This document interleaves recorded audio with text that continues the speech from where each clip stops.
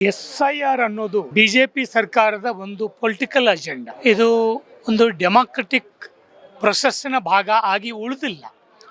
ಚುನಾವಣಾ ಆಯೋಗವೂ ಸಹಿತ ಬಿಜೆಪಿಯ ಒಂದು ಅಂಗಸಂಸ್ಥೆಯ ರೂಪದಲ್ಲಿ ಕೆಲಸ ಮಾಡ್ತಾ ಇದೆ. ಸೊ ಹೀಗಾಗಿ SIR ಅನ್ನೋದು ಒಂದು ಹಿಡನ್ ಅಜೆಂಡಾ ಆಗಿ ಇವತ್ತು ಇಡೀ ದೇಶದ ಚುನಾವಣಾ ವ್ಯವಸ್ಥೆಯಲ್ಲಿ ಜಾರಿಗೆ ಬರ್ತಾ ಇದೆ. ಈ ಹಿಡನ್ ಅಜೆಂಡಾ ರೂಲಿಂಗ್ ಪಾರ್ಟಿ ಆಗಿರ್ತಕ್ಕಂಥ NDA ಮತ್ತು ಅದರಲ್ಲೂ BJPಯ ಮುಖ್ಯ ಕಾರ್ಯಸೂಚಿಯಾಗಿ ಬರ್ತಾ ಇದೆ. ಈ SIR ಹೆಸರಿನಲ್ಲಿ ದೇಶದ ಮೂಲ ನಿವಾಸಿಗಳನ್ನು ಗುರುತಿಸ್ತೀವಿ ಅಂತಕ್ಕಂಥ ರೀತಿಯೊಳಗಾಗಲಿ ಅಥವಾ ನಿಜವಾದ ಭಾರತೀಯ ಪ್ರಜೆಗಳನ್ನು ನಾವು ಗುರುತಿಸ್ತೀವಿ ಅಂತ ಅನ್ನೋದು ಮೇಲ್ನೋಟಕ್ಕೆ ಒಂದು ಎಮೋಷ್ನಲ್ ಸ್ಲೋಗನ್ ಆಗಿ ಈ ದೇಶವನ್ನು ಮತೀಯ ಹಿನ್ನೆಲೆಯಲ್ಲಿ ಮತ್ತು ಈ ದೇಶವನ್ನು ರಾಜಕೀಯ ಹಿನ್ನೆಲೆಯಲ್ಲಿ ವಿಭಜನೆ ಮಾಡ್ತಕ್ಕಂಥ ಒಂದು ಗುರಿಯನ್ನು ಇವತ್ತು BJP ಹೊಂದಿದೆ. ಇದನ್ನು NDA ಮೈತ್ರಿಕೂಟದ ಮತ್ತು ಅದರಲ್ಲೂ ಪ್ರಮುಖವಾಗಿ BJP RSSನ ಈ ಪೊಲಿಟಿಕಲ್ ಅಜೆಂಡಾನ ಕಾಂಗ್ರೆಸ್ ಆಗಲಿ ಅಥವಾ ಇಂಡಿಯಾ ಕೂಟಗಳಾಗಲಿ ಅದನ್ನು ಪೊಲಿಟಿಕಲ್ ಆಗಿಯೇ ಎದುರಿಸಬೇಕು ಮತ್ತು ಪೊಲಿಟಿಕಲ್ ಆಗಿಯೇ ಅದಕ್ಕೆ ತಯಾರಿಗಳನ್ನು ಮಾಡ್ಕೋಬೇಕು.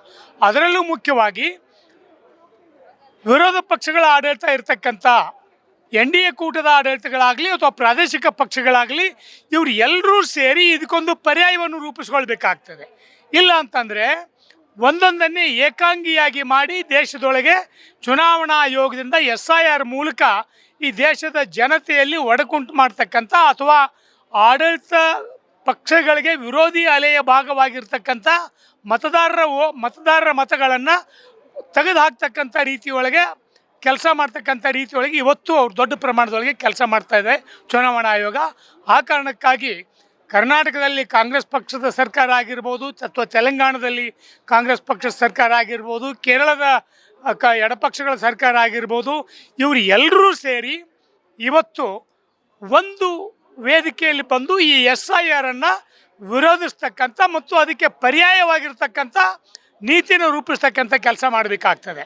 ಕೇವಲ ವಿರೋಧ ಮಾಡೋದ್ರಿಂದ ಅದು ಸರಿ ಆಗೋದಿಲ್ಲ. ಅದಕ್ಕಾಗಿ ಅದಕ್ಕೊಂದು ಪರ್ಯಾಯವಾಗಿರ್ತಕ್ಕಂಥ ನೀತಿಯನ್ನು ರೂಪಿಸಿಕೊಂಡು ಅದರ ಮೂಲಕ ಈ ಚುನಾವಣಾ ವ್ಯವಸ್ಥೆಗೆ ಒಂದು ಹೊಸ ರೂಪವನ್ನು ಮತ್ತು ಸೆಕ್ಯುಲರ್ ಆಗಿರ್ತಕ್ಕಂಥ ಡೆಮಾಕ್ರೆಟಿಕ್ ಆಗಿರ್ತಕ್ಕಂಥ ಒಂದು ರೂಪವನ್ನು ನಮ್ಮ ದೇಶದ ಚುನಾವಣಾ ವ್ಯವಸ್ಥೆಗೆ ಕೊಡಬೇಕು ಅಂತ ನನ್ನ ಅಭಿಪ್ರಾಯ. ಈಗಾಗಲೇ ನಮಗೆ SIRನ್ನು ಜಾರಿಗೆ ತೊಗೊಂಬಂದಿರ್ತಕ್ಕಂಥ ಪ್ರದೇಶಗಳಲ್ಲಿ ಅಲ್ಲಿರ್ತಕ್ಕಂಥ ಹಲವಾರು ಜನ ಮೂಲ ನಿವಾಸಿಗಳು ಸಹಿತ ತಮ್ಮ ಚುನಾವಣೆಯಲ್ಲಿ ಮತದಾನದ ಅಧಿಕಾರವನ್ನು ಕಳೆದುಕೊಂಡಿದ್ದಾರೆ, ಮತದಾನದ ಪಟ್ಟಿಯಿಂದ ಹೊರಗುಳಿದಿದ್ದಾರೆ. ಸೊ ಇಂಥ ಸಂದರ್ಭದಲ್ಲಿ ಕರ್ನಾಟಕದಲ್ಲಿಯೂ ಸಹಿತ ಒಂದು ಜನಾಂಗದ ವಲಸೆಗಳಿದ್ದಾವೆ. ಬೆಂಗಳೂರಿನಂಥ ನಗರದಲ್ಲಿ ಬೇರೆ ಬೇರೆ ರಾಜ್ಯಗಳಿಂದ ಬಂದವರಿದ್ದಾರೆ.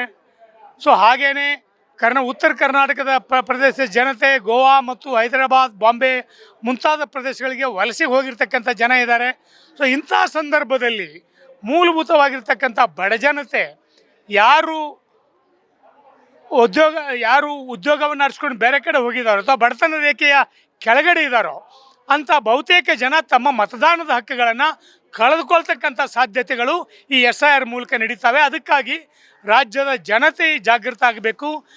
ರಾಜ್ಯದ ಎಲ್ಲ ಜನಪರ ಸಂಘಟನೆಗಳು ಮತ್ತು ಇಲ್ಲಿರ್ತಕ್ಕಂಥ ಸೆಕ್ಯುಲರ್ ಡೆಮಾಕ್ರೆಟಿಕ್ ಪೊಲಿಟಿಕಲ್ ಫೋರ್ಸ್ಗಳು ಒಂದಾಗಿ ಈ SIRಗೆ ಒಂದು ನಿಯಂತ್ರಣ ತರ್ತಕ್ಕಂಥ ರೀತಿಯೊಳಗೆ ಕೆಲಸ ಮಾಡಬೇಕು. ಕರ್ನಾಟಕ ರಾಜ್ಯ ಸರ್ಕಾರ SIRನ ನಿಯಂತ್ರಣ ಮಾಡೋಕ್ಕೆ ಅಥವಾ SIR ಇವತ್ತೇನು ಕೇಂದ್ರ ಸರ್ಕಾರ ಅಳವಡಿಸ್ತಾ ಇದೆ ಅದಕ್ಕೆ ಪ್ರತಿಯಾಗಿ ಮತ್ತು ಪರ್ಯಾಯವಾಗಿ ನೀತಿಗಳನ್ನು ರೂಪಿಸ್ತಕ್ಕಂಥ ಕೆಲಸವನ್ನು ಕರ್ನಾಟಕದ ಸರ್ಕಾರ ಮಾಡಬೇಕು ಮತ್ತು ಇಲ್ಲಿರ್ತಕ್ಕಂಥ ಚುನಾವಣಾ ಆಯೋಗ ಅದನ್ನು ಗಂಭೀರವಾಗಿ ಪರಿಗಣಿಸಬೇಕಂತ ಅನ್ನೋದು ನನ್ನ ಅಭಿಪ್ರಾಯ.